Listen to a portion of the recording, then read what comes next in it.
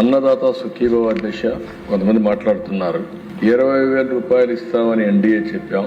3 instalments కేంద్ర సమానంగా రాష్ట్ర వాటా కింద 14,000, కేంద్ర వాటా కింద 6,000, మొత్తం 20,000 ఇస్తున్నాం.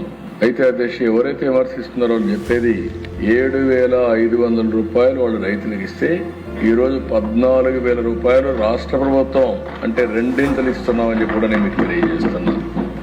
ఆ రోజు ఒక్క రైతుకి డబ్బులు ఇస్తున్నామని చెప్పి మిగిలినవన్నీ కట్ చేశారు.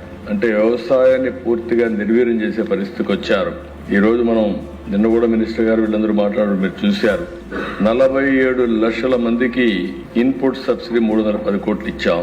ధాన్యం కొనుగోలు దిశ రికార్డు స్థాయిలో 24 గంటల్లో వాళ్ళ అకౌంట్లో వేసాం 10,876 కోట్లు. ఇది కాకుండా దిశ మీరు ఒకసారి చూస్తే 1,670 కోట్ల రూపాయలు బకాయిలు పెట్టిపోతే ఆ బకాయిలు కూడా చెల్లించే పరిస్థితికి వచ్చాం. వీళ్ళు రైతులు ఆత్మహత్యలు ఎక్కువ జరిగే ఆ కాలంలో వాళ్ళు బకాయిలు పెట్టిపోతే 5,67,00,000 ఈ ప్రభుత్వం వస్తారు, అది కూడా పే చేశాం. ఈ రోజు నేను ఒకటే చెప్పాను, ఆత్మహత్యలు జరగడానికి వీలు లేదు, రైతు అధైర్యపడడానికి వీలు లేదు, రైతుకు అండగా ఉంటాం.